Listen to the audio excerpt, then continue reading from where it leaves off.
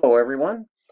Just as threatened or promised, depending on your view, on this recording, we're going to talk about supply. We're going to add aggregate supply to aggregate demand. We're not going to add them, but we're going to see how they relate.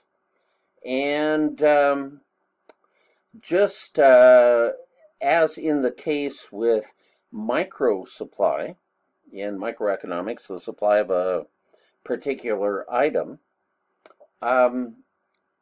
aggregate supply relates to aggregate demand. It intersects with aggregate demand for an equilibrium. But, of course, because it is aggregate and the sum of everything, it's a little different than supply in the microeconomic sense. So let's get into that. And if we have to make another recording for supplementary information on this, we will. But anyway, so let's get to our diagram again. We have the price index here, which is the implicit price deflator there. And on this axis, of course, we have real GDP.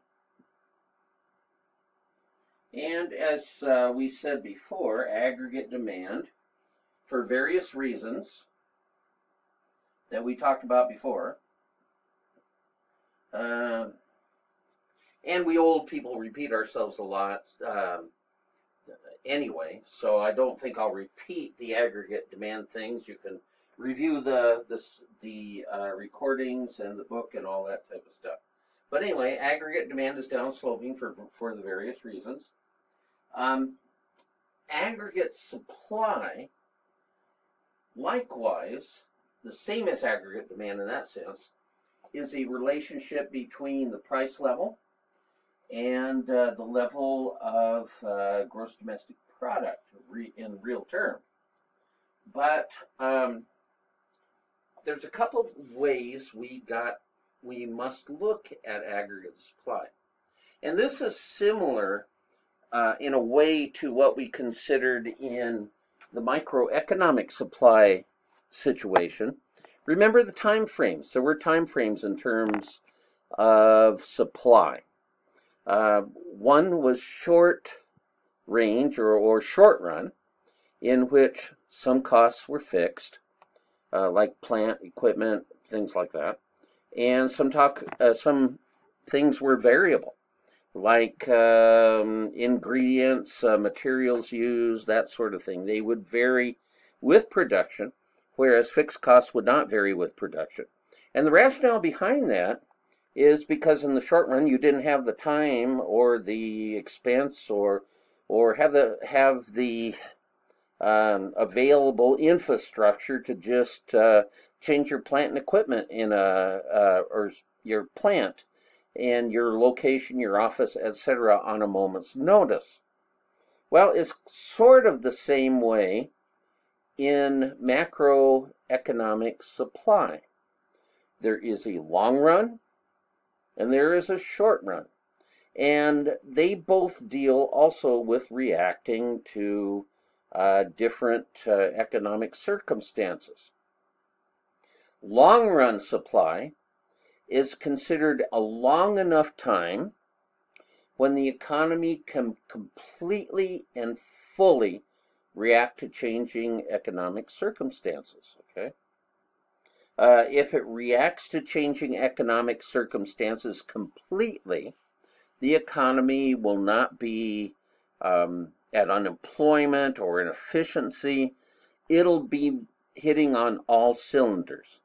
And so that being the case, the economy will be operating at its potential, its limit, at the, as was the case in our production possibilities curve, it'll be on the curve. Okay? And so the long run aggregate supply, where there is time to react in changing our plant, or where the economy fully reacts to a change in economic circumstances, the aggregate supply curve will not be affected by any particular price level. It will just be stationed when things are really good. It will be stationed at the maximum output level of the economy, at the productive capacity level of the economy. So the aggregate, long-run aggregate supply, and we call it LRAS because some of us don't have the time or the strength to write out long-run aggregate supply in every case. So long-run aggregate supply completely reacts to every changing economic situation, and so it is at the long run, it is stationed at the long run productive capacity. Now the economy usually isn't at the long run productive capacity, so you can kind of consider this in real terms to be sort of the ideal output of society, okay, or of the economy. So this is kind of the ideal. Well, what about the realistic kind? Remember how in the short run, in the micro sense, you can't react quickly enough to change. Like if you needed a lot more capacity, you couldn't just change your whole machinery and plant in a very short period of time. Well, it's kind of the same with aggregate supply, that the economy doesn't react quickly or instantly to changing economic situations. So the long-run aggregate supply curve looks more like the micro supply curve. It will be like this. Now I should have put it another color just to make it stand out a little more. So the short run aggregate supply, let's make that red here. And that's SRAS, short run aggregate supply. Okay. Now what makes this not react so quick? Well, remember when we had the situation we talked about in the micro sense where we had, say, Safeway bakery goods, and we had a demand curve and a supply curve. The price that would sell out was right there, but in the quantity there.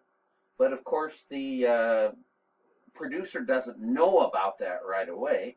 So if they guess the clearing price is up here, and they put this much on the market, people are only going to buy it to this point because they think it's too expensive. So what will happen? Well, they'll lower the price. More people will buy it until it reaches equilibrium. That's the way the market is supposed to react pretty much instantly to everything. But it doesn't. So the reason it doesn't, and the reason the short run aggregate supply is not straight up and down, is because of what are called sticky prices. Okay? In the real world, whatever that is nowadays, if there is an economic change in things, prices do not immediately drop or raise to compensate for that change and keep equilibrium at the productive level. For instance, say if there is a recession for some reason, housing starts to drop or consumer confidence lacks in the economy, wages will not drop automatically. The producers of goods in the economy cannot immediately cut production and things so that they can not lose money, and that they can maintain an equilibrium at the full level. There'll be unemployment, there'll be inefficiencies, things like that. Okay. Why? Well, one of the big components of prices and supply, aggregate supply, are wages. There are many reasons why wages don't go down necessarily. Union agreements, okay? A company's hesitancy to drop wages on good employees, that sort of thing. So, what we have in the diagram then is where the short-run aggregate supply and the aggregate demand intersect. That's what the economy is actually doing now. If these two things intersect at the output level of the long-run aggregate supply, oh, it's wonderful. There's flowers. Everybody's happy. But of course, that doesn't happen. How often does the ideal take place? Not too often. Okay. So, what happens then when the economy is not at the ideal output? Let's say that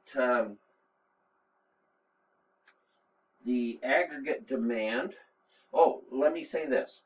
If the economy is at the aggregate or the optimum output level, and there's no unemployment or anything, if aggregate demand shifts, that doesn't make, say, if aggregate demand moves out, increases, that will just up the equilibrium price, average price level, okay? Or if it decreases, it won't mean that necessarily there's unemployment or anything. It just means the price level will go down. However, that doesn't happen too often. So, say we have a situation where, right now where I have to look at the time, 12:39, okay? Let's say we have a situation where aggregate demand is like that, but aggregate supply, for various reasons, might be, or let's say it is operating at the long-term equilibrium here, and that is long-run aggregate supply there. And something happens. Consumer confidence drops for some reason, okay? And aggregate demand drops down to, aggregate demand drops down to there, okay? Aggregate demand decreases. Well, what happens there? Well, the output should be here. It impacts real GDP. The output should be here. But instead, the output is here. Okay? This is called, when the economy is not producing on all cylinders, this is called a recessionary gap.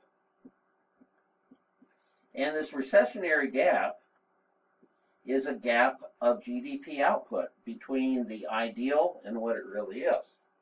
Now, we're getting kind of low on time here, so we will address this in the next recording. Thank you.